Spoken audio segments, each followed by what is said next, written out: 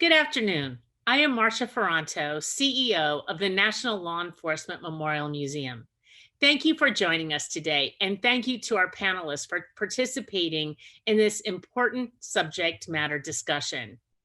We believe that not only will women in law enforcement benefit from today's panel, but law enforcement leadership all around the country will benefit as well. Today's program is being sponsored by Thomson Reuters, who continues to fund important topics like today's program. Special thanks to Thomson Reuters for always being ready to support our men and women in blue through our programs here at the National Law Enforcement Museum. Their support can be linked directly to our many success stories. At the National Law Enforcement Museum, when we create program topics, we like to keep in mind historical relevance of the subject matter. Recognizing the significant role that women have played throughout history is important to all of us. The discussion around how to better attract, retain, and advance women in law enforcement is a subject every law enforcement leader should be interested in learning more about. We have brought together a panel of experts and seasoned professionals to share their experiences and offer suggestions on best practices as it pertains to women in law enforcement across the country. But before we get started, let me hit on a few housekeeping items. All attendees, you are muted. If you would like to ask a question, please submit a question through the Q&A tab. Please note that everyone in the webinar will be able to see your question. You can upvote questions submitted by other attendees. Our staff working behind the scene will prioritize answering the questions that receive the most votes. A link to access the recording of this program on the museum's YouTube channel will be available to everyone in the next 2 days. We are also committed to providing greater accessibility to our programs, so you are being provided closed captioning today for your benefit. Panelists, please remember to keep yourselves on mute when you are not talking. I would like to introduce our keynote speaker today, the Honorable Maggie Hassan. Before being elected to the U.S. Senate in 2016, Senator Hassan previously served as a state senator and a governor of New Hampshire. She is only the second woman in American history to be elected as both a governor and a U.S. senator. Her top priority is working to keep Americans safe, secure, and free. And she is working to ensure that local law enforcement has the resources needed to keep our community safe. Senator Hassan worked to ensure significant federal funding for police and fire departments across the state and helped pay for necessary equipment and additional staff. As our country continues to grapple with the substance misuse crisis and the COVID-19 pandemic, Senator Hassan is also focused on making sure that those on the front lines receive the support they need to improve their mental and physical health. The senator has co-sponsored bipartisan legislation that is now law to establish suicide prevention programs for law enforcement. She also co-sponsored the Safeguarding America's First Responder Act, which helps ensure that families of first responders lost to COVID-19 receive line of duty benefits. It is my pleasure to introduce to you Senator Hassan. Well, thank you so much, Marcia, for that wonderful introduction. It is so great to be with all of you today. And I just also want to thank our panelists and all of the officers joining today's discussion for your service and for working to keep our country safe. And please pass on my thanks to your family as well, because I know that none of you do this alone. Thank you as well to the National Law Enforcement Museum for hosting today's event. The museum does important work to share the stories, history, and experiences of American law enforcement. And I appreciate your mission to strengthen relationships between law enforcement and the communities that they serve. Providing this constructive dialogue is essential to helping tackle pressing challenges, including the one we are here today in this panel to discuss: attracting, retaining, and advancing women in law enforcement. Public safety is the most important task of any government. When you really think about it, those on the front lines of law enforcement are on the front lines of democracy. Our people, our families, and our economy cannot thrive without safe communities. As members of law enforcement do all that they can to keep people safe, it's important that the diversity of their communities are reflected within their ranks. This, of course, includes strengthening inclusion of women police officers, which benefits both officers and the communities that they serve.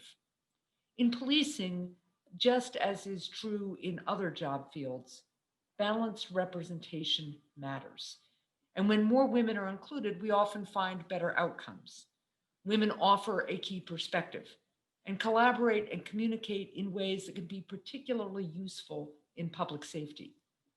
Research indicates that women officers are more likely to help de-escalate and diffuse confrontations with citizens. And women officers are often better communicators, which can help bolster trust and strengthen relationships between law enforcement and communities. Unfortunately, as everybody here today knows, women remain vastly underrepresented in police departments all across the country. Though we make up more than 50% of the population, women only account for roughly 13% of city and county police officers. And that number is even lower for state police organizations. We must understand why these disparities occur, and we have to find ways to break down barriers and provide greater inclusion for women in law enforcement. An overarching issue is that too often, especially in traditionally male-dominated fields, challenges facing women go overlooked and unaddressed. Even seemingly minor things can make a real difference. When I served as governor of New Hampshire, I heard about various uniform issues from female troopers. They ran into issues with boots, hats, belts, and equipment that just wasn't designed for them and didn't fit. And it just had never occurred to the men who were buying the uniforms that there were these differences that should be addressed. This is an issue I've been working on for our women in the military after hearing about the military uniforms for female cadets at West Point. As many of the officers watching today can attest, a properly fitting uniform is critical to your ability to perform your job effectively. For decades, however, uniform policies at West Point disadvantaged female cadets. For incoming cadets, the United States Military Academy issued a full set of gear, which included 5 sets of so-called unisex uniforms. On its face, this policy appeared to be gender neutral, but it was not that case when actually in effect. The unisex uniforms were still designed mostly for male bodies. And although a better fitting alternative existed, cadets had to pay for those uniforms, and they couldn't even get them until they were done with their initial 6-week cadet basic training. Unintentionally, this policy sent a message to female cadets that they're second-class citizens, and it threatened their ability to perform their daily operations. In October, following a letter that I wrote calling for these policies to be reviewed, the Secretary of the Army agreed to change the policy and provide incoming female cadets with better fitting uniforms. In a field that's been historically male dominated, changes like these are critical to bolstering women's inclusion and helping them compete and thrive. And it's an example of the type of change that can be instituted to help eliminate barriers that hold women back. I know that women in law enforcement continue to face their own hurdles. To start, there are a number of challenges in recruiting women in a field where they have traditionally been underrepresented. It's important for women to see themselves in law enforcement and to have mentors and role models that they can look up to once they get there. It's welcome news that across the country, the number of women leading police departments has grown recently, and we're lucky to be joined by some of those leaders on today's panel. And while there's still a major disparity, I'm hopeful that this new leadership and rise in visibility will help more women realize that they too can take on these roles. But it's also clear that even when women are recruited to join the force, they often face barriers when they get there, and retaining them is a persistent challenge. Given the intense demands of this line of work, Issues like childcare and family support can place real burdens on all law enforcement families. Shift work also becomes a real problem since there are no childcare facilities open from 11 p.m. to 7 a.m., at least in most communities I know. And those burdens are particularly acute for women. Finding strategies to strengthen childcare and other family-friendly policies could pay dividends in recruiting more women officers. And by investing in them, we can help more women grow and be successful in these roles. There's a lot of work ahead of us, and I know that today's panel will provide an even greater perspective on the challenges and unique experiences facing women in law enforcement. Moving forward, I hope that if there are issues facing women in law enforcement, no matter how big or small, you will reach out to my office in case we can help. Many of these challenges are things you might not realize unless you are actually in the jobs. So I hope you will share your expertise and your perspective with me. And I look forward to working together on this issue and other ones.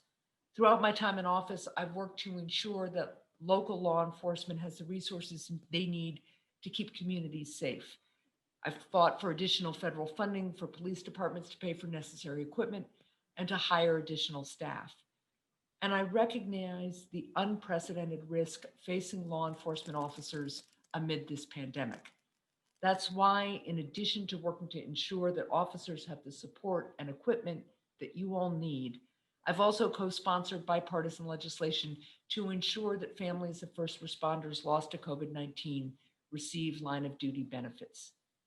Moving forward, I hope that we can partner together on strategies to strengthen police departments all across the country, including in investing policies to attract women to this field and then to help them advance in it. I want to again thank today's panel, as well as the law enforcement officers watching today, for your service and sacrifice on behalf of communities and citizens all across our country. Thank you for being willing to protect people you don't know and to protect them simply because and always because they're Americans. And I thank you again to the National Law Enforcement Museum for hosting this important discussion. Please stay safe, everybody. Nice to be with you. Senator, thank you so much for being with us. And I welcome you over to the museum once we open again and promise you a really great tour. I would love that. Thank you so much. Okay, sure thing. So it is my pleasure to introduce our moderator for this afternoon, one of the people that were instrumental in making today's program happen, and that is Acting Director Regina Lombardo. Regina Lombardo is the first female acting director of the Bureau of Alcohol, Tobacco, Firearms, and Explosives. Director Lombardo began her law enforcement career in 1992 as a special agent in the ATF Miami Field Division. Over the years, Director Lombardo has held many management positions, including but not limited to Assistant Director of the Office of Human Resources and Professional Development, Deputy Assistant Director of Field Operations, Central Region, Chief of ATF's Leadership Institute, and as Assistant ATF Country Attaché in Toronto, Canada. And she also holds a bachelor's degree from the University of Florida and is a member of several organizations, including Women in Federal Law Enforcement, the National Association of Women Law Enforcement Executives, the Florida Chiefs Association, the International Association of Chiefs of Police, and Major City Chiefs Association. So Director, I turn it over to you. Well, thank you, Marcia. I appreciate the introduction. And I know that it was probably about a year ago when we had this vision of possibly pulling together a power-packed event of women leaders around the country. So I know we've had a couple of hiccups with COVID, but I'm happy to see that we've been able to push through, become resilient, and find a different way to deliver. So I'm super excited today. So thank you for the introduction. And Senator, thank you for your comments. I have to say it's refreshing to hear the support for law enforcement from the Senate. So thank you very much. It's a pleasure to be here today, especially with the panel that we've put together. It's what I call the Power Pack panel. We have definitely hit the mark by at least knowing that we did the right thing, because we have so many people that have joined today. I think we have about 1,000 participants. So that shows the large audience, shows that there was definitely, we're meeting the need. So we have an exceptional panel today, represented by the federal government, myself and a few others out there, and some former and retired federal employees and federal leaders. We also have some of our metropolitan law enforcement leaders, and you're going to hear from them today. So I'm excited about that. They're going to, what I call, happy to be able to share this table with me, to be able to talk about the things that we've spoken about and we've challenged and we've heard for what I call decades, myself 30 years almost in policing. So despite all of our efforts for many years, the panel as well, we've all had many hurdles that we have had to navigate through. And sometimes I refer to it as whitewater rafting through the journey of positions from start to where we are today. And so despite all of our efforts, we still, as the senator said, we still remain pretty stagnant in our community as representation for women in law enforcement. We hear statistics and numbers, and the senator was correct by saying it's usually hovers around 13% across the country. And so what we'd like to do is try to figure out and have a deeper dive conversation today to see if, what are the hurdles and how do we really overcome those. 13% is what we hear. Some agencies are doing it really well. You'll hear about that today. Some that have it right, some have a great track record, learning a little bit about maybe the challenges that they've been able to overcome when it comes to recruitment and retention. So today, I'd like to really narrow down the 3 themes. Before I introduce the panel, the 3 themes today that you're going to hear is themes that we feel have been what we call around for many decades, and that's hurdles, right? Hurdles becoming, how do we navigate over those hurdles to increase our representation? So we're going to talk about hurdles that face women in law enforcement today. We're going to talk about the agencies that are doing it right, have a great track record. And we also talk about the role of sponsorship versus mentorship. And we'll talk a little bit about that today.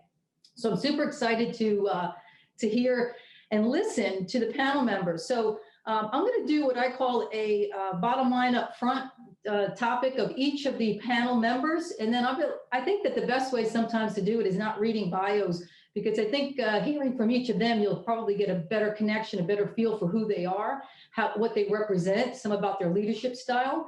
And so today we have a panel. Melissa Hyatt is the chief of the Baltimore County Police Department. I know she's first to hold that position. Super proud to hear that she's sitting in that seat right now. I did read an article about her called Beyond the Badge, which was great. And so I think, Melissa, if you wouldn't mind just kicking it off a little bit and sharing a little bit about who you are, who you represent.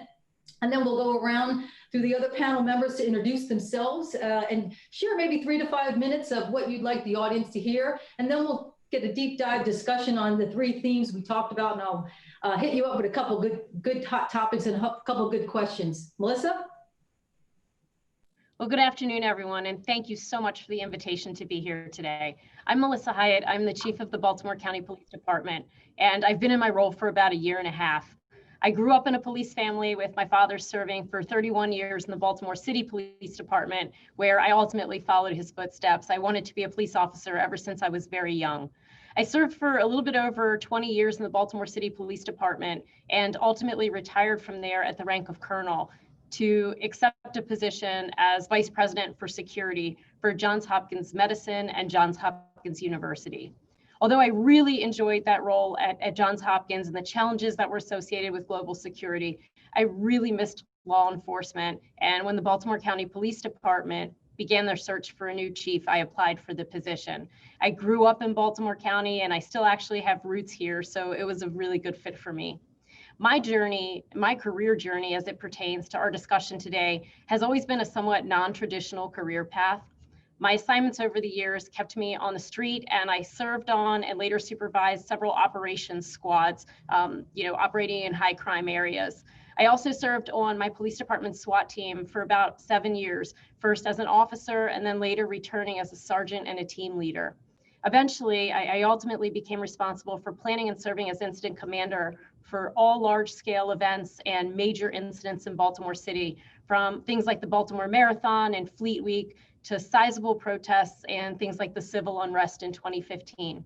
I spent time in the police department as chief of staff to the police commissioner and later served as our police department's chief of patrol. Just a little bit about me and my leadership style. My style is based on my own experience, and over the course of my career, I've done the job of a police officer on every level, and I feel that I understand the importance of really embracing my people. It's important to have empathy and to appreciate the folks that are out there every day doing the job, and they're often doing it in some pretty challenging circumstances right now. I support a participatory environment when the circumstances allow. And really, from my perspective, I have employees in my organization that are going to be here for 25 or 30 years. But as a chief, I'm only going to be here for a portion of that time. I want my team to feel like their input matters and that this is their police department and they want them to be proud to work here. Their buy-in, particularly during these current times in our profession, makes organizational change or progress easier to move forward. I take the responsibility of developing my team very seriously, and one of my personal goals is that the next chief for Baltimore County comes from within our ranks. And lastly, in terms of my leadership style, I'll say this, that when decisions need to be made, or if we're in a crisis, I am decisive and take full responsibility for every decision that I make for the organization. I'm going to briefly tell you a little bit about my outstanding organization, which, by the way, is hiring and is a great place to call home if anyone's considering a career in law enforcement. We're the primary law enforcement agency in a county that spans 612 square miles with an additional 28 square miles of water. We serve a population of 847,000 people. My strength is 2,600 people, which includes my civilian staff. And I'm proud to say that we have 17% of our police officers who are females, which, although it's above the national average, is something that we really aim to improve on during the upcoming years. One of my goals as chief is to increase diversity, both at the entry level and throughout the ranks, including in our leadership roles. And I really couldn't be prouder to lead this department and the men and women that work here. I'll conclude by saying this profession, law enforcement, just has so much to offer. And I've experienced it firsthand with a variety of incredible assignments and opportunities over many years. Most of the positions that I've held during my tenure have been extremely challenging, some of them physically challenging, others arduous in other ways, and certainly some of them have been more welcoming than others. There are times that people have tried to tell me what I could do and what I couldn't do, and like everyone else on this panel, people have at times put up barriers. But for me, limitations will only be self-imposed, and people putting up obstacles has only made me work harder to accomplish my goals. I feel fortunate because there were women in law enforcement long before I got here that fought battles, so I didn't have to fight them. And I really hope that the professional path that I've chosen ultimately helps pave the way for others, like maybe the next female SWAT team leader or chief of patrol in a major police department. Thank you. Well, that was quite the introduction. I just want to say I appreciate sharing the fact that maybe you're one of the organizations that are getting it right, why we look at trying to do better in recruitment, especially for promotions for women and advancements in their career. So thank you for sharing your story. I'd love to hear next from Commissioner Danielle Outlaw. I know that you started your career as in Oakland, I think, Oakland, California, and rose through the ranks there, but then you broke some ceilings in Portland, and now I see you're in a great position in Philadelphia. So I'm sure you have your challenges, but I would love to hear a little bit about you, share with the audience, maybe a little bit about your agency, but also about you and your leadership style. Sure. And, thank you, Director Lombardo, for the introduction. I am not going to be as thorough as Chief Hyatt. And look, Chief Hyatt, you got your blouse coat on. I missed the memo, but she's always sharp. She's always sharp. With that said, I have had the opportunity to lead the Philadelphia Police Department. It's the fourth largest police department here in the country since February of this year. Prior to my arrival here, I was the chief of police in Portland, Oregon for 2 years. And I left my police department where I'd actually grown up, which was the Oakland Police Department. That's where I'm from, Oakland, California. I left there after 20 years of service. So going backwards, I've now been at 3 different agencies and pretty much have been a first in every executive role that I've had here. But unlike Chief Hyatt, I don't have the law enforcement background. While there was some military in my family, the difference in my household or in my family, which is a very large family, was that we didn't have any law enforcement in our inner circles. And quite frankly, when I was younger, my interactions with police were far different. And that we were told when we were younger, when you see the police, you run. We weren't doing anything that caused us to run or required us to run, but there just wasn't that trusting relationship because of what we'd seen in our own interactions and lived experiences with the police. And myself personally, having personally experienced loved ones as a young child, my perception was you took someone I cared about and loved away.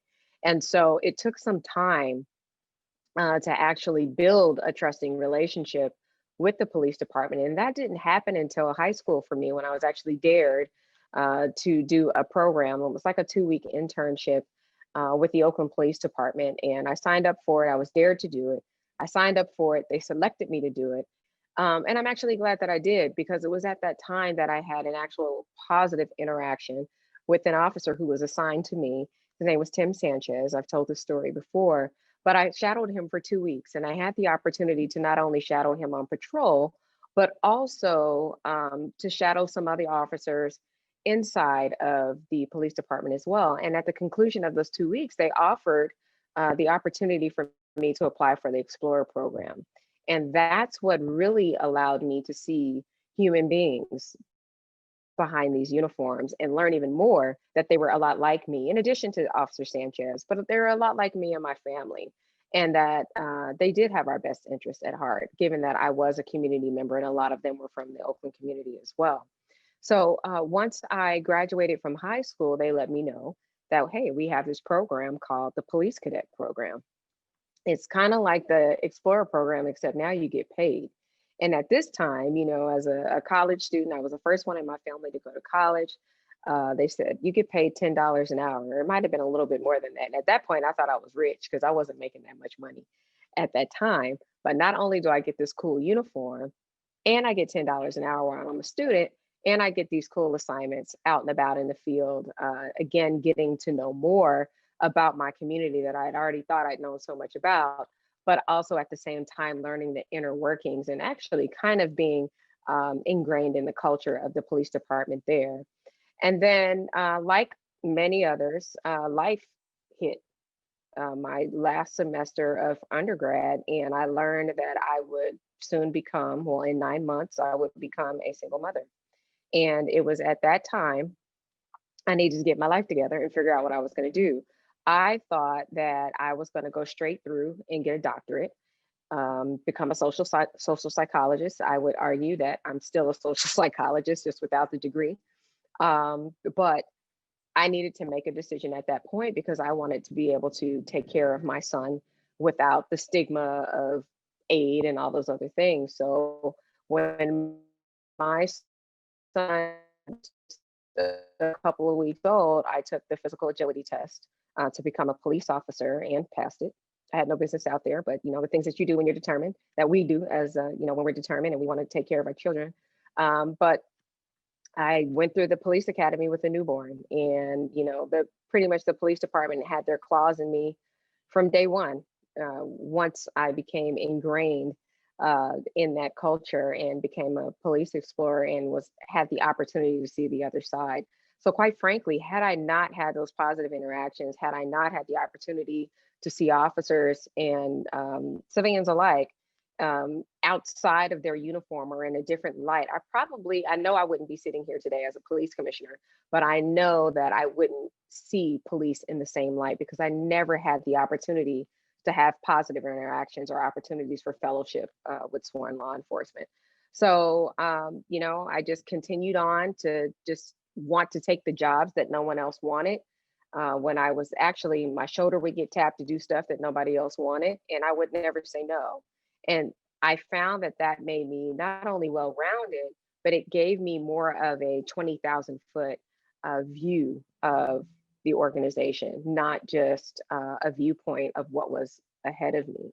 So because of that, I'm now looking at things from a different lens, far more strategic lens, and I would think that I can confidently say that I learned big picture as it relates to running a police department a lot earlier on in my career. Um, I'd also add that my leadership style, like Chief Hyatt, my leadership style, I think, has been developed over the years based off of what works for me and what really drove me nuts under someone else's leadership. So it's not any one particular thing, but I can say that I've kind of taken from many people, whether it's previous mentors, informal mentors, or previous chiefs of police, direct supervisors, and also just seeing as an observer how others interact with their leadership. And quite frankly, I think if you ask anybody, whether it's union leadership here in my previous departments or ask my previous supervisors, if you ask them about me, they'll say that I'm fair, but I'm on my stuff. I'm using, nice words. I'm on my stuff, but then I'm also consistent and that I like to relate to people. So for me, I find that being authentic, that's the only thing I know how to do, but I think that's the best thing to do. And I always ask questions. I don't let someone guilt me or make me think that I'm less than or that I'm weak if I have a question about something. And then I'm unapologetic in what I do. I've gone for a long time in my career working behind a curtain, or, not always having a seat at the table to speak out and have a voice. And I'm very clear now in that because I do have a seat at the table, that it's important for me to not only use my voice, but be unapologetic when I might have a dissenting opinion or something, or it's unpopular or whatever it is, or if I have a question, or if I slow the train down, or whatever it is that might make people in the room uncomfortable. You do it, again, confidently. And that's pretty much described, I think, my leadership style. In addition to, of course, being decisive when need to be, and very collaborative when we have time to do so. And I think that works well. Being an outsider coming into a new department, without people having the advantage of knowing who you are and growing up in the department with you, it takes some time for them to get to know you. And the more people you have, obviously, the more time it's going to take. And in a pandemic, that might take longer. But I can honestly say, I think when people walk away from meeting me and interacting and working with me, those are the things that they'll tell you. And I'll leave it at that. I think we have plenty of time to cover more in our questions and answers. Thank you for the time for the intro. So it's the beauty of the panel is to hearing your different, what I call your storyline, your walk of life, that from the beginnings of becoming, an officer on the street to where you are today. And I say you should be proud, because I know that Philadelphia is the 4th largest in the country police department, and you have large responsibility.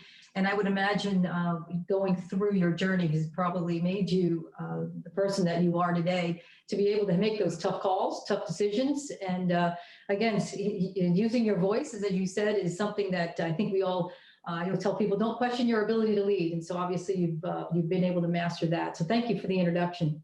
Thank you. Let's hear from Chief Kristen Ziemann from the Aurora Police Department. I know you were born and raised in Aurora, and I think that you started your career in Aurora to lead the men and women in your ranks. What I know about you is you are an avid writer. You're a big supporter of the Blue Courage philosophy. And I know that right now you are leading the men and women of Aurora Police Department, and you work quite well with ATF. So I want to say thank you for that, but we'd love to hear a little bit about you and your leadership style, and just a little bit about how you navigate through some of the challenges that you've had. Of course. Thank you so much for inviting me. It is a pleasure to be here among these powerhouse girl power. I appreciate it. Yes, my name is Kristen Ziemann. I'm the chief of the 2nd largest city in the state of Illinois, something to bring up at your next cocktail party. Everyone knows Chicago in Illinois, but not necessarily anything else. So my agency has 450 personnel. That includes our sworn and civilian officers. And yes, I have grown up in my department. I graduated from high school 17 years old in June, and I started as a police cadet in July. So to say that I've grown up is both literal and figurative in my department. I hear a common theme here, like Chief Hyatt. I wanted to be a police officer since as far back as I can remember. My father was a police officer, and it didn't occur to me until I got older and understood what drew me to the profession. But it was many times during my childhood, maybe, 8, 10 years old, my dad saying, stay in the car, don't move. And this was our, family station wagon. And I stayed there and watched him run and grab people out of a burning car. One day I saw him wrestle the keys away from a drunk driver who had just hit a toll booth. And I remember sitting in the car and looking at all the other cars whizzing by, and my dad was running towards things. And I thought, okay, so that's what cops do. So very early on, the profession of service was instilled in me from him. And I sat back and watched, and I never wanted to do anything else. But interestingly enough, when I walked into my police department, in 1991, there were no females of rank. Even if it being over 300 sworn, there were no females. So when you don't see possibility, you don't know what you don't know. So it never occurred to me that I would ever move up in my organization. And it wasn't until the first female sergeant was promoted did I finally look and say, wow, that is a possibility. But interestingly enough, I shied away from being the only female. I was the only female that came on with my group of cadets, and I wanted to be one of the guys. And it took me a really long time in my career to embrace the difference, to embrace my authenticity. And so that was probably the biggest lesson that I had to learn, and then relearn, and then continue to learn again. I call myself remedial because I just tried to fit in, and we talked about authenticity, but it took me a while to understand fitting in versus belonging, and that we should never try to fit in, but we should try to belong without losing our sense of self. So I moved up, I promoted to sergeant, but there had never been a female in our female lieutenant in our ranks. And it was that same moment that I had where, even though I didn't see possibility, I had this little moment inside my head, and we all actually tackle that voice. It's that voice that says, oh, why me? And especially as females, I'd had 5 years on as a sergeant. I had already completed my bachelor's degree. I was working on a master's degree. And yet I still thought that, oh no, there are so many boxes I have to check. I have to go do this, this, and this. And I remember thinking, as I talked to some of my colleagues who were men, asking each other, hey, are you going to take the sergeant's exam or the lieutenant's exam? And all of the guys and, 42 sergeants were like, yeah, of course we are. And I thought, man, they're not even second guessing themselves. They're just going to do it. And I thought, and some of them can't even speak in complete sentences. So I thought, instead of that, why me? I had that little voice inside that kind of flipped and said, well, hold on, why not me? And so I decided to take the test to go for the promotion. And I'm sure, like many of us on this panel, I have in my career have had what I call mentors and tormentors. And there were most certainly some barriers that I had to overcome in the form of some tormentors throughout my career. And one of them was my commander in my direct line of supervision that said, you will never become a lieutenant under my watch. And how crushing that was. And so I decided anyway to pursue it and to take the lieutenant's test. And it comprised of studying 5 books at the time. And I'll tell you what, I read those books. And then every time I got tired of reading, his face flashed in my mind. And then I read the books again. And then I read them a third time, and then dictated them on a tape recorder and listened to them in the shower and at the gym. And I ended up scoring #1 on that list as a result of that. And I went on to become the first lieutenant, female lieutenant in our police department.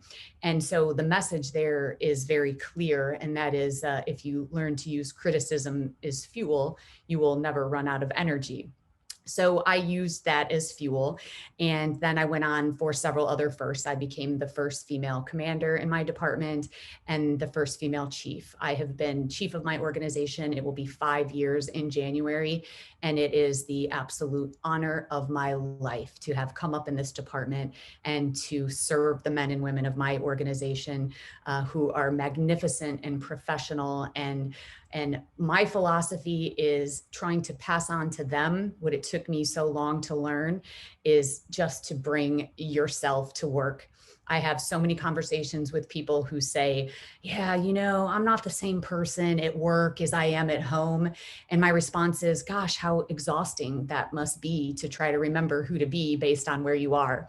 So since becoming chief, my first rule of leadership, what I've learned is that everything is your fault. You may not be responsible, but everything is your fault. I have also expressed that diversity of thought is one of the most important things to me in my organization, and the best idea wins. I don't care where that idea comes from. My philosophy also is community engagement. Community policing is not smoke and mirrors. It actually reduces crime if you practice it legitimately and without just using the buzzwords. And poor leadership is not rewarded. And that is, in my tenure, I had many people before me in my command level that were rewarded for keeping people down, AKA the tormentors. And so that is not rewarded. And furthermore, it's about accountability. I stand with my officers when they are right, and I part with them when they are wrong. And I make, under no certain terms, is that muddied? I've terminated 5 people in my tenure, and that has been the result. I should say they have terminated themselves. I think that it's also easy to sit on the sidelines. I'm looking for problem solvers. It's easy to sit on the sidelines and complain about something. So you've got to come at me with, if you've got a problem, you have to come at me with a solution. And finally, another style is communication versus notification. There is a time and a place for jump and how high. We had a mass shooting in February of 2019 where 5 people were killed and 5 of my officers were shot. In situations like that, there's no time, to communicate. That's a notification time. But for the most part, I find that when you lead an organization, if you spend more time communication on the front end versus notification, that actually it creates that buy-in in the end. And finally, I believe that passion persuades people. I am passionate about policing. I'm passionate about our officers. I'm passionate about what policing can be when we are at our very best. And right now we are at a valley within the peaks and valleys of law enforcement, and we've seen them over time. And I know that pendulum will shift, but we have to continue to earn that back. And so I'm also passionate about bringing more diversity into our ranks so we represent the people we serve. And I think that will get us kicked off, but that's a little bit of who I am.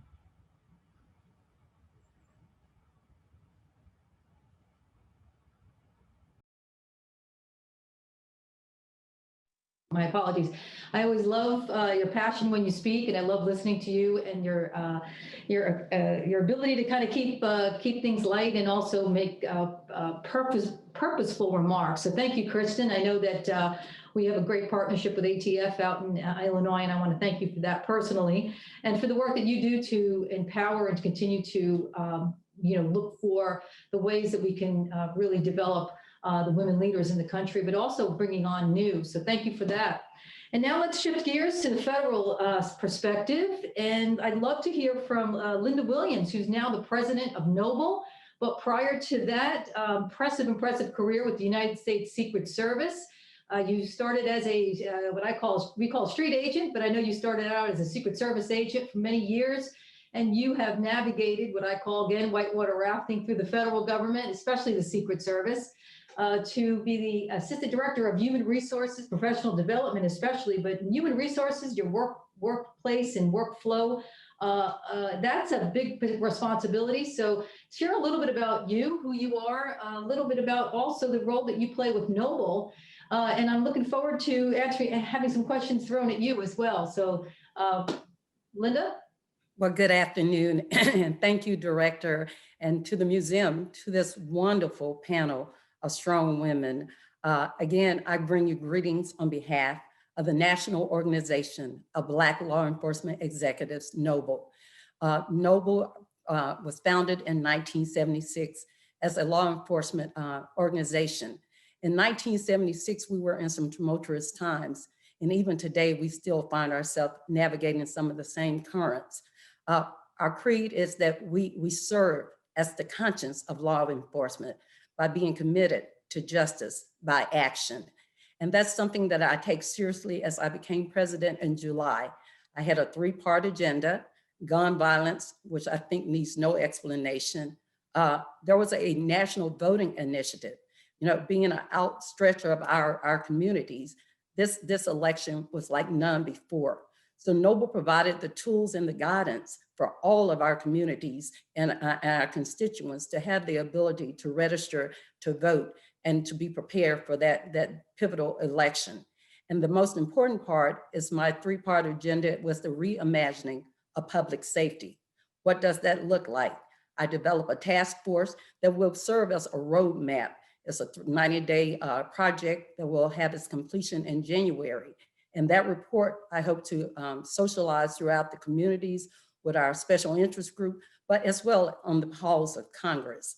Prior to becoming the national president, as you stated, I'm a 30-year veteran with the United States Secret Service. I've had the pleasure of serving since President Ronald Reagan until the president that we now serve. I started my career in 1988 as a uniformed officer with the Secret Service. 3 years later, I came over as a special agent, and I know we will get into that.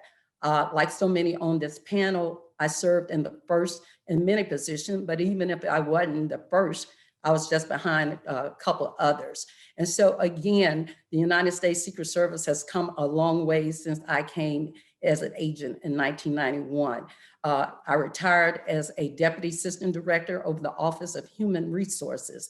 And as you stated, that looks at the whole picture of the Secret Service, our outreach, our onboarding, our hiring, our retention, even the promotion potentials that is most important that we feed into our personnel that work in the organization. Today, I serve as a criminal justice professor at Middle Tennessee State University, my alma mater.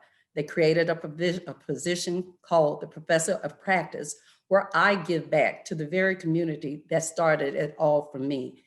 As I teach the young men and women, I've tried to prepare them for the world that's out there. My mantra is where reality meets academia. I teach them the textbook, but I give them real life stories, not only from my own portfolio, but even as I bring in subject matter experts. And my philosophy is simple, that, respect begets respect. I always believe that if you teach me, I can learn it. I always thought I was a unique person, and anybody that knows me, I say my name is Lynda with a Y. My mom knew that I was going to be unique, but I always honed into that uniqueness. I never shrink, and never have I, and never will I, from the individual God created me to be. I think everybody has a special gift, and nobody can represent me better than me.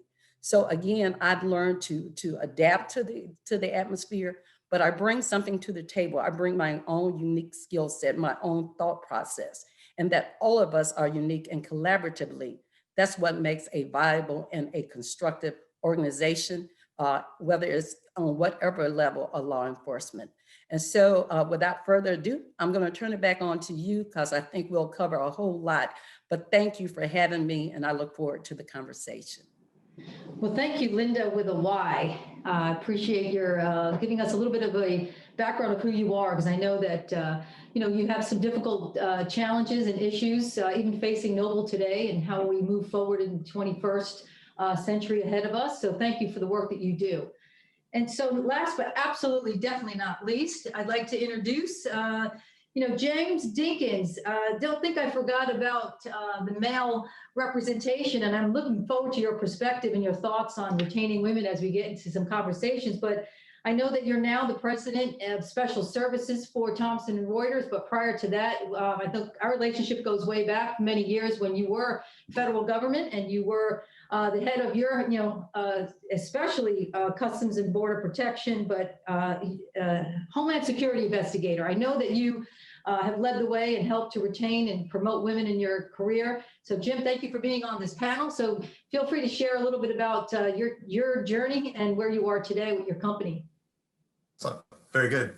Thank you. And I tell you, it's an honor to be here and I appreciate the invitation to speak. And I know some folks are probably thinking, what is Jim Dinkins doing on the screen with all these strong, successful women? And I look at it as you're either part of the problem or part of the solution when we look at diversity and inclusion in the workforce. And so I've tried to be part of the solution. So my journey started back in Detroit, Michigan in the 80s when I was going to college. And luckily for me, like all of us, and I love to hear everybody's kind of journey in their lives and careers, because it's never what you expect and start out to accomplish and where you end up. I'm sure that the Chiefs never thought when they got out of bed that they would be the chief of the departments that are in today. And Regina, I'm sure you never thought when you started at ATF that one day you would lead the organization that you started within. So the journey is always very interesting. My journey started by luck, as I fell in love with criminal justice in college, not really knowing where I'd take that degree to, either local law enforcement, corporate security, or federal law enforcement. Our internship program at the University of Detroit found me an opportunity, and I interviewed for it. And actually, I was told no, as it become an internship program with U.S. Customs Service at that time. And then about 4 months later, somebody didn't pass their background investigation.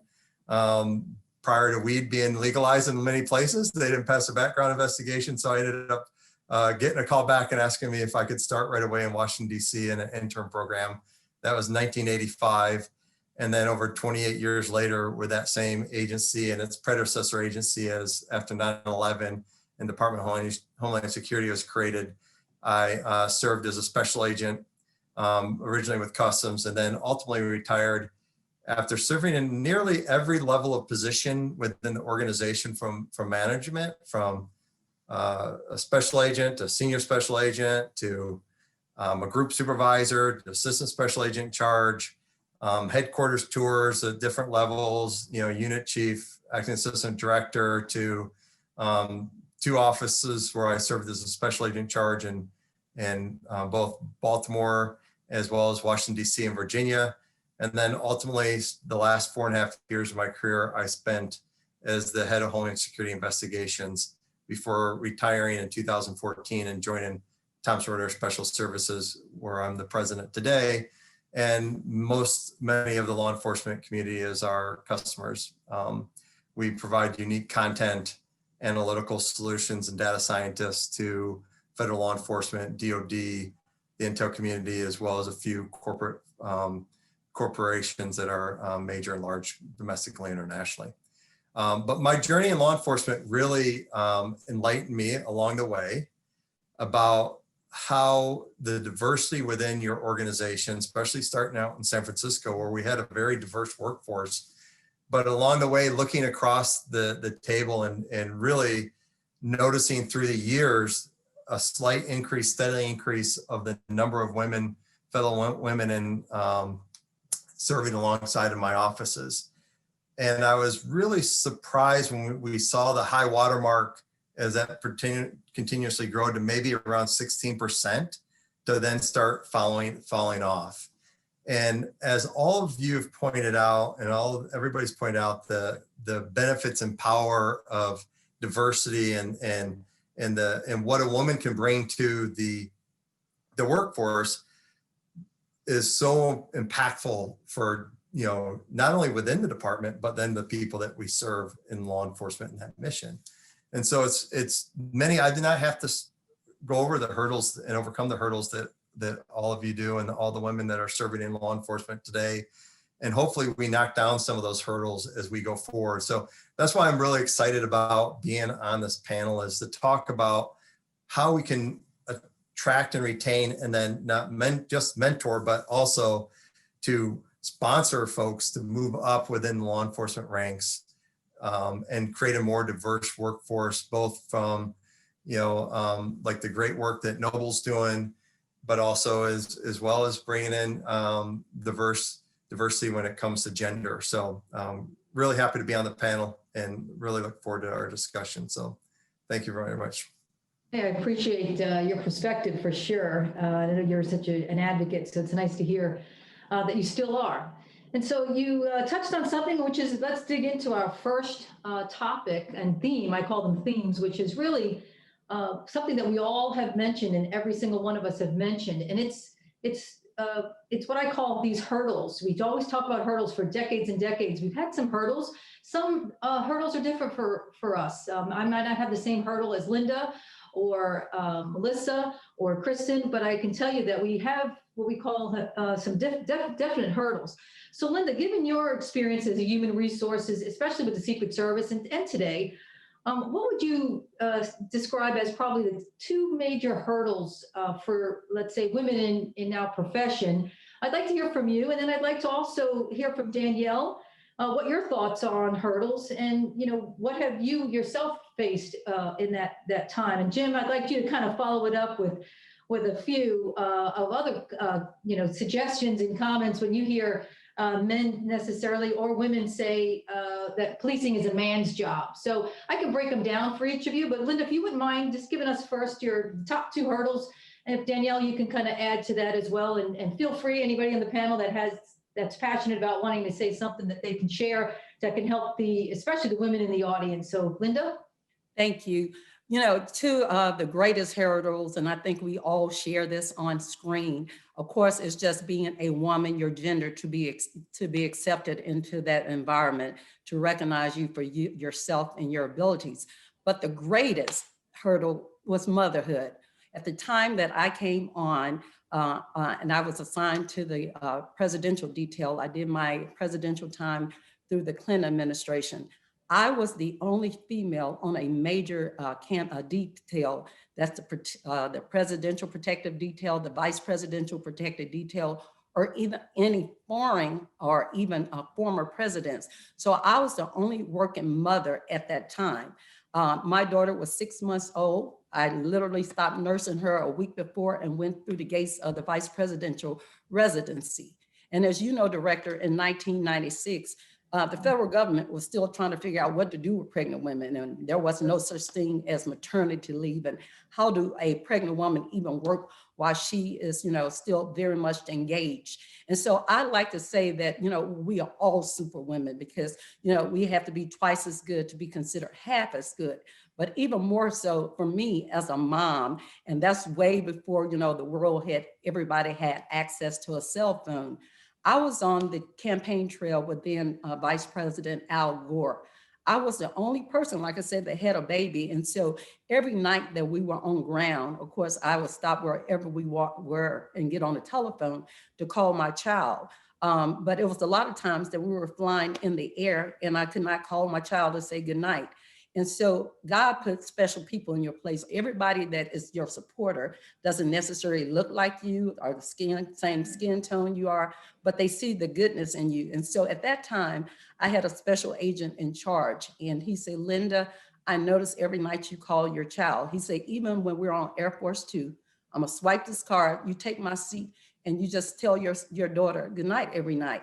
And that was such a relief for me. Although it was no more than saying, good night, I love you, let's pray, and, kiss that individual then named that I entitled as my husband. But it's challenging, because the thing about it, when you come through those gates, they want a special agent, someone that is ready, someone that's relieved, someone that's ready to come in and do their work. They don't want to hear about childcare issues and stuff. So it was a great balance of quality life that you had to have a support system. At that time, I lived in Washington, D.C. I had no family. My ex was on the job as well. So it took a lot of support. It took understanding, but I had to be my professional self. So if ever I had to use that card, they realized that was the end of my rope. But by the grace of God, I navigated well. Now he's a husband, and my daughter is a well-educated young lady pursuing her master's degree. Well, how great is that? I'm sure that the hurdles that you've shared are probably a lot of the hurdles that we often hear, especially in federal government with moves and mobility, and how do you balance it all? So, Danielle, I would like to ask you, what are your thoughts on hurdles, and what has really been some of the hurdles that you have faced? I heard your story earlier, and what inspired you and motivated you to even step into law enforcement. But I would imagine, coming in from that position in Oakland to where you were in Portland and to now where you are in Philly, that the hurdles that you've had to come through were probably maybe insurmountable, but obviously you've managed them. So I'd love to hear more about that. Sure. And thank you again. I think by the time I left Oakland, after all of the experiences that I'd had there, I was ready for anything, to be honest with you. So if I would choose two, I would say the top one would be scrutiny. The biases that we experience today, they're not as overt. They're far more nuanced, and they manifest in ways of questioning and scrutinizing. And, I like, it was either Kristen or Melissa that said, right, people every step of the way will say, well, why? Why you? I mean, even I've been asked questions, whether it was my announcement in Portland as the chief, the commentary in the media was every detail down to the type of cell phone case that I had, what I was wearing, what type of earrings I had on. And then I got announced here, and a reporter asked flat out, why you? Why do you think you're qualified? And I think matter of fact, I know because of my progression over the years, my entire professional career, I've gotten to a point where before I even think about it, I'm like, why not me? Right. But it took some time to develop that and to get that confidence, right? So what people see now today, it's several years of being stressed out or at some point caring what people think when you've worked the hardest, when it's beyond checking boxes, right? Because we know we second guess ourselves. I think Kristen mentioned, questioning whether or not to take this test. I did the same thing. Should I take this test now? Because some people think that 7 years isn't enough to take the sergeant's test. And to be quite frank with you, I only took that test because I was going through a divorce at that time. I was separated. And while my husband, at the time, was not as supportive because we worked together and we were peers, and he had taken the test before and hadn't been successful, I didn't want to rock the boat in my household. And so I waited until that time to take the test, and I came out number one. First female ever in the history of the department to come out number one. But what would that have done in the household if I came out number one? So these are things that you're thinking about, and you have small children, and I had to learn to look after myself, because we've been the caregivers of the world and nurturers and providers for so many other people, to the point where if folks let us, we'll get guilted into thinking about ourselves first. That there's no humility in thinking about yourself or preparing yourself or educating yourself.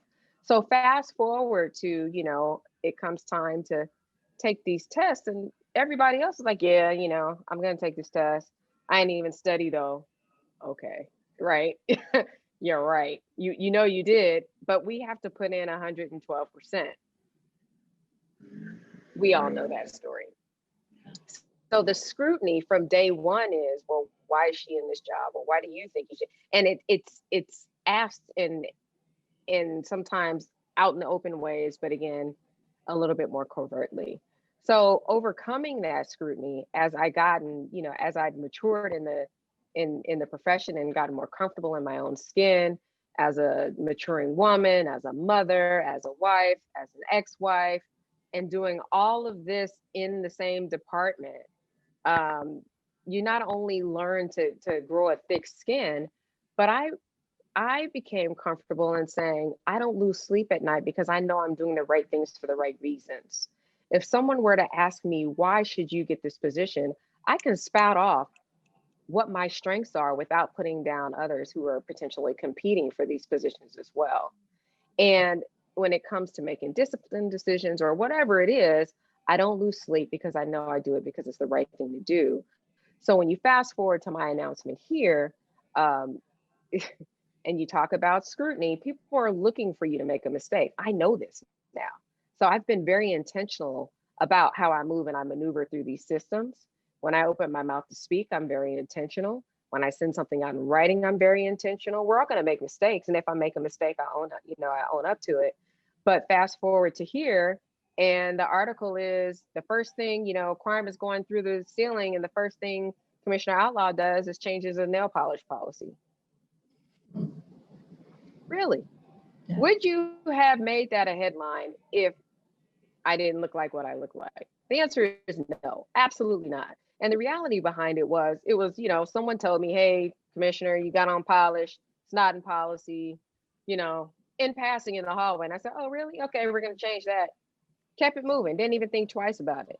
But that got leaked out because people are looking for reasons to find something negative to say. And so when the media on my day 2 did their one-on-ones with me and they asked me about it, I said, yeah, I did that. But let me tell you why there's a benefit. You can't be what you can't see. I don't want to be anything or grow up to be anything if I can't see myself in that.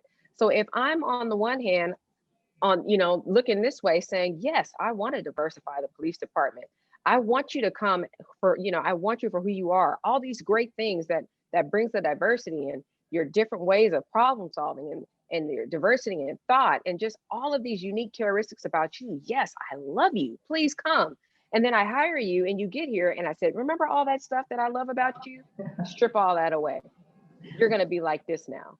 I'm now talking out of both sides of my neck and it completely makes no sense. So I took that narrative of she came in here changing a nail polish policy and that was the first thing she cared about and educated folks as to why that lends to my overall vision and ensuring we get the right people in the right seats. We're marketing towards who we want to be here. Because again, if people cannot identify with the folks, responding to calls for service, one, how are we going to build trust? And two, how are we going to motivate people and encourage them to even want to be here in the first place? So it's one thing to get people here, their foot in the door, but you have to support them and provide an infrastructure for them when they get here. And then the second thing, really quick, I would say, a hurdle is having a personal life, quite frankly. I kind of joke about the husband thing, but it's like times 2 for me. And, it's a sacrifice.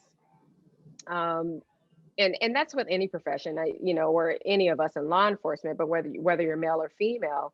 But for those of us, again, with families or those with whom we are caregivers, whether it's children or elders or our parents or puppies, whatever it is, generally we know that those responsibilities fall on us.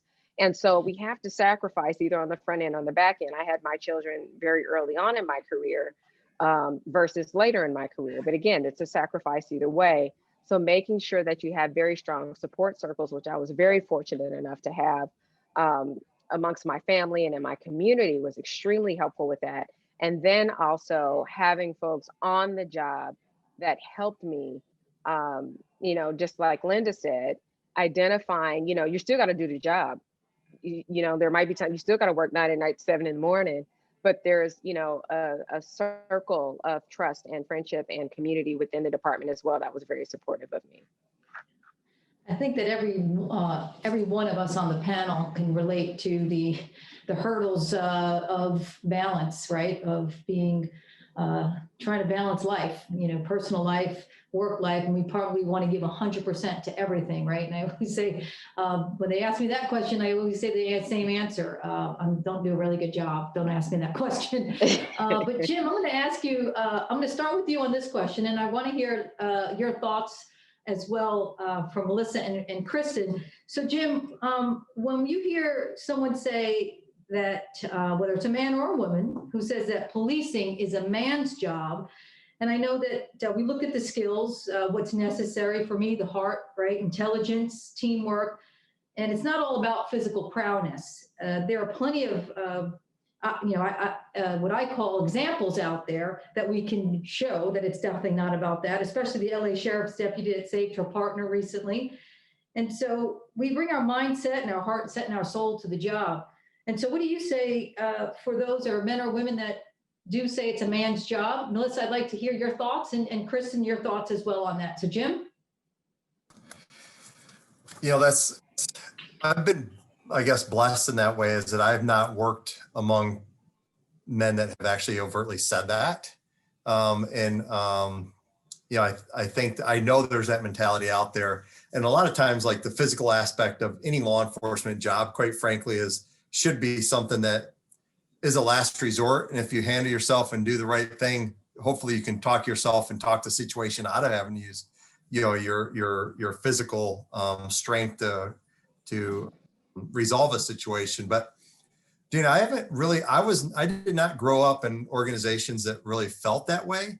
The hurdles that we saw and what was keeping and believe me, I'm sure there's those unconscious biases as well as overt biases along the way. I'm not saying it wasn't there.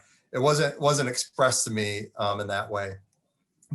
The hurdles I saw that was keeping the number of women in law enforcement down was a cookie cutter approach to kind of how we the policies that we had, the leave policies that have, and more of the expectation is that a one size fits all that did not accommodate the personal situations that many women may go through, like pregnancy. It's not a one size fits all. Guess what? News break, men do not have babies. They don't get pregnant and carry a child. They do not have the potential health issues that arise that may cause them to have to go off duty even earlier because they have, blood pressure issues or whatever. They need to be bedridden. They don't have all those challenges, but yet our approach over the years has been a kind of a one size fits all approach to expectations and empathy to a situation. And so those are the things that I really kind of struggled with. And I look at in law enforcement, local, federal, you're probably going to spend and have that officer or agent for 25 years of their lives on the average, right? Maybe even longer. So why not try to come up with policies that can accommodate them during their times of life, which it will happen? Why not come up with policies that will embrace them and can keep them in the workforces rather than making that hard decision? And that's something I think that if you're able to do that, otherwise what happens, and I experience it, they get to the point where they're pregnant and they're making a decision because they don't feel that they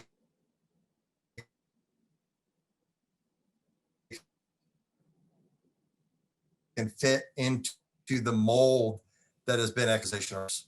So what do? You go back, you spend 8 months recruiting somebody, you spend them through the academy for 6 months, then you train them up for another year on the job, and you've lost 2 or 3 years as it is.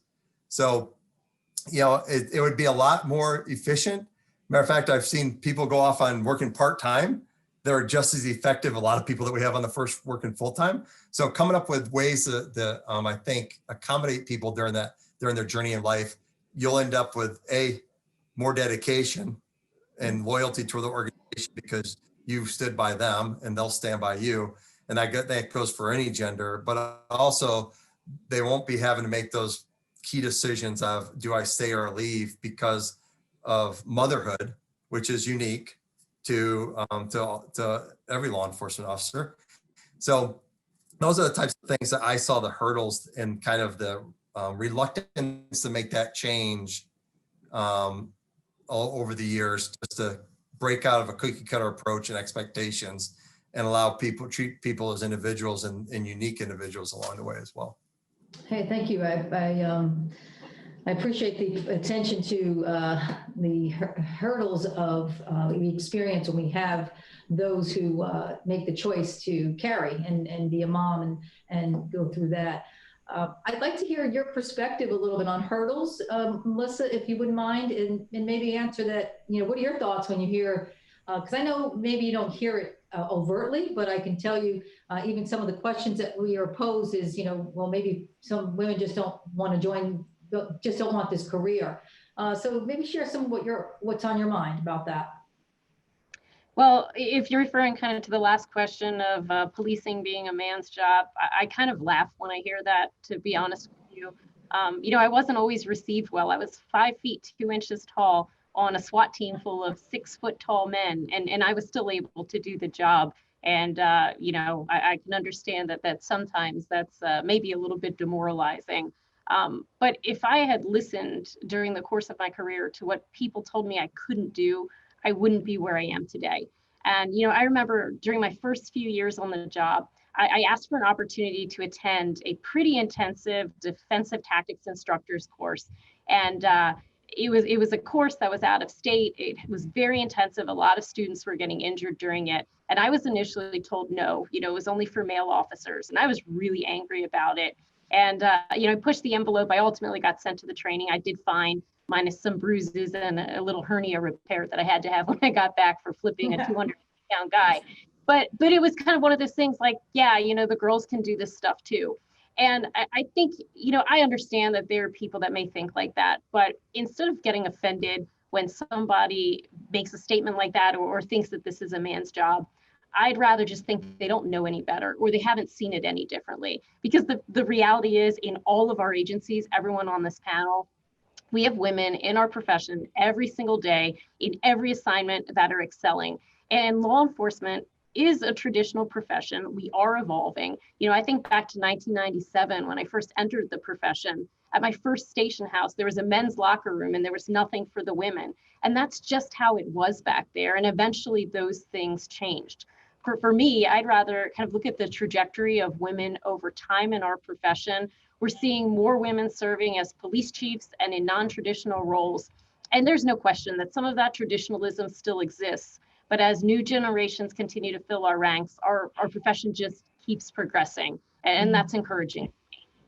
Yeah, great. I would imagine you're probably a great example of the, hey, it's physical prowess only, but as you know, that it's definitely not, right? So what I'm going to do is have Kristen start off with the next question, and you can also dovetail in and tie into your hurdles that you would like to share. But I'm going to ask you, I know that some agencies do it really well when it comes to recruitment and retention, especially recruitment, because right now I think we're all in that same boat. I think all of us are really focused on recruitment. I know for ATF, that's our biggest focus next year, is trying to recruit talented women, especially women of color. And I know that some agencies and some organizations are getting it right. I would like to hear your perspective on that. If it's something that you're doing at your department or other departments that are out there that are doing it really well. Maybe if you can share that, and also if you feel like you want to add to a little bit of your own hurdles, because I know you had your own as well. Feel free. I'd love to hear your perspective on that. Sure. I wish I had a good answer for you about recruitment and retention, especially, with females. But the truth is I'm struggling. I thought that we would have more females applying to the job with a female chief. That just made more sense to me, but I'm still struggling to get past the 12% mark in my department. And so then if you don't have a large number of females or people of color in your ranks on your force, well, then how do you promote through the ranks if they are not there? So this, this problem is twofold for me. And I'm really proud of the fact that that myself and my command staff have built the most diverse command staff in the history of the department. I promoted the first African-American man to a deputy chief position, the first African-American female lieutenant. I'm proud of those things, but again, when you try to reach down and tap people and tell them, I see something in you, I get a lot of pushback. And I will talk strategically just about females.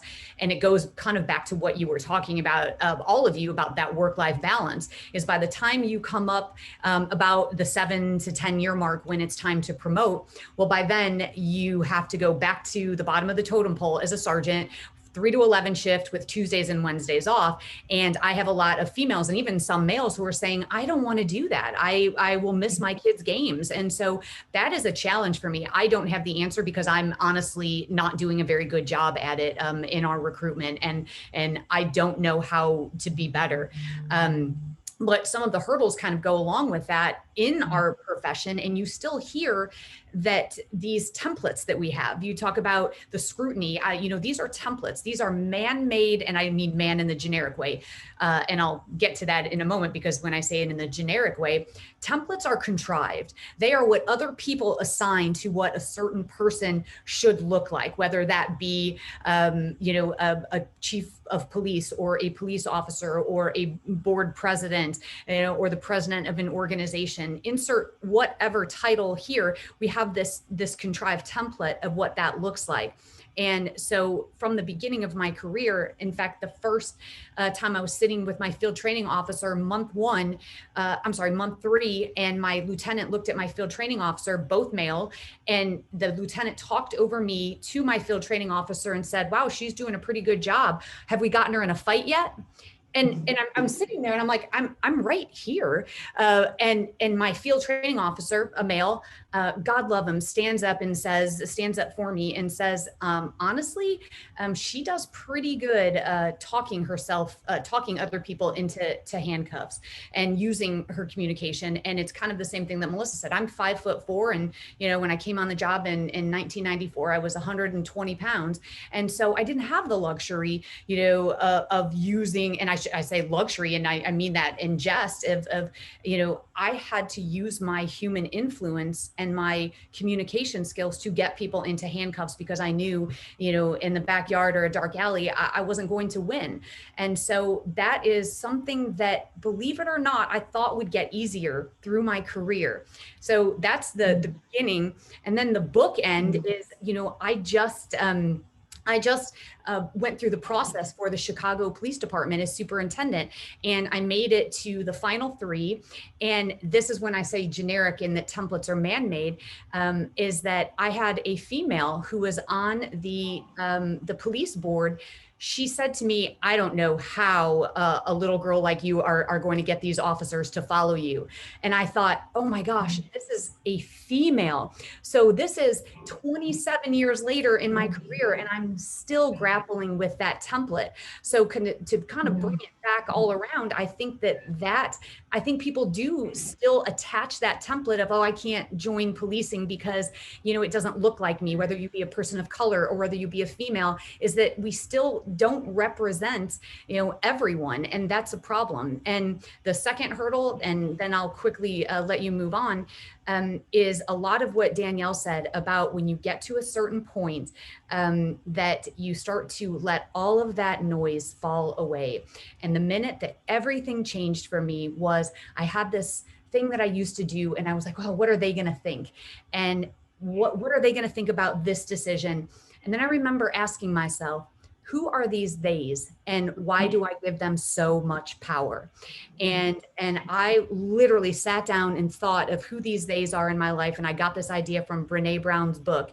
And I wrote down who the theys are. And they are the people who hold me accountable. They are the people who call me on my BS, but they are the people who care about my well-being. Those are my theys. And I know if I'm doing the right thing for the right reasons at the right time, and I'm good with my theys, what a peace that comes over me is that then I'm good.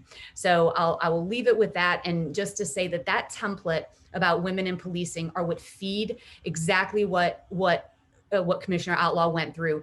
They looked at that in the headlines. I followed it. The first decision she makes was to change the nail polish, when that wasn't even what she set out to do. It was just a comment in passing, but it fit the template of women in policing, and people latched onto it. And it's frustrating. Yeah, so wow, that was great. It was got caught up in your dialogue, because I think that what you have to offer and have to share, I think that the people that are out there really, that's what they want to hear. They want to hear that. And I know maybe we don't have all the answers when it comes to recruitment or how do we recruit, I know for us, it's a challenge. We have hovered over that 11, 12%, but I would say if it's not someone like myself that's leading an agency, then who best to tackle this problem? So we are getting a little higher. I've just hit 15, pretty proud of that. But again, not a lot of women want to work explosives and firearm cases. But Lynda, I would love to hear a little bit, especially with women of color in particular. You have a national view, and that is something that I think that perhaps you can give us some guidance or advice, or maybe there's some others that are out there on this recruitment issue that we're all having across the country. And I know it's civil unrest at times, and we have such issues that we're wrestling with, the fairness of the criminal justice system and all the things that we hear in the narrative that's out there. And, is it the best time to be a police officer? And I always say it's the absolute best time to be a police officer. And I try to, instill that at the academy. So Lynda, I'd love for you to answer that question. And Melissa, if you could answer that as well next. So even sitting as the president of Noble, regardless of the organization, there's a common thread with all of it. Recruitment has to be intentional. It's not something that just happens. You have to be purposeful, and you have to make a person feel good and coming into. Once I get into that organization, I still shouldn't be judged just because I'm a woman and I'm a Black woman. But again, we have to make the playing field level that, okay, now that I'm here, and now it's on me to know my job and to know my job well. And that's what I'm being evaluated. I just happen to be Lynda Williams. I'm a special agent, and that's what I'm going to be judged on. So as we said, we have to prepare ourselves to know that if we're going to be there, we have to be better than our other colleagues, because we're judged by a different measurement. And one thing to it, even as you align yourself, you still have to be authentic to who you are, to what you bring to the table, your skill set. And we all are created uniquely different, but those are the things that make us valuable. So never to sell that. So what I have intentionally tried to do as an executive in the Secret Service is to make the playing field better and an easier transition for Black and brown girls and people to come into this organization. One quick thing, as I would go throughout the country, speaking to all age groups from elementary school to civic groups and colleges. I had a little girl that came up to me and she said, wow, Special Agent Lynda Williams, I didn't know I could be that. And you know what? And that's what it's about, that you can inspire somebody, that you can show them. And that's what we have to do in our roles as management and executives, to let other people know that, we give you ownership, that you are part of this and not just there to occupy a space. Lynda with a Y, remembering that. Melissa, if you could just, recruitment practices, maybe you're doing something, maybe you're getting it right, your department. I think we've all tried to figure out the best way to try to make our organizations attractive, to make the profession, I call it the profession of policing, attractive for women. Could you just maybe give us just a bottom line up front on your organization of maybe doing it right? Well, we're struggling like everybody else is. We are absolutely above the national average, but I think myself and all of my colleagues, we're all struggling right now with recruiting. But our goal in Baltimore County is really to increase female representation across the ranks. And when I started in my position a year and a half ago, I was actually the only female on our entire command staff, so that's captains and above. And through a series of promotions of qualified, talented women, once we do another promotion over the next couple of weeks to another captain, we'll have moved to 8.5% of our command staff being female. And I know that doesn't sound like a lot, but in a year and a half, it's progress. And this year with our captain's test, a third of the people that were tested were women. So it's progress. We still have a lot of work to do, just like everyone else. But we're moving in the right direction. I'm proud of some of the professional staff that we have appointed, women director of public affairs, my director of human resources, my diversity, equity, and inclusion director, my director of analytics. And one of the things that my public affairs director really focuses on is making sure that we put out visions to the public of how much we value the women in our agency. I want young women to see our female officers in positions across the department, whether it's canine, patrol, investigative units, anything in between, all the way up to my level. And just like Lynda said, I want them to be able to envision themselves in these positions. We also brought together a group of volunteers, and we brought them together to be able to create coaching for people that are looking to get promoted or apply for specialized units. And while it's open to the entire organization, we also know that there are some officers that aren't linked to a group or don't have an in, and a lot of times there are female and minority officers, and we want them all to have the same advantages and tools to be able to prepare themselves for promotions and things like that. And we want to make it a level playing field. So those are some of the things that we're doing, and we still have a lot of work to do. Marsha, I see you popped on. Am I going to get the gong and say that we're running out of time, because I would love to tackle the next topic, but I'm going to turn it over to you if you need to cut me off. We do. Unfortunately, we have to keep to our time limit, but I want to thank all of you. I think I could hang out with this group all afternoon and continue to listen to your remarks. And I can't thank you enough. What an important topic, and your stories are amazing.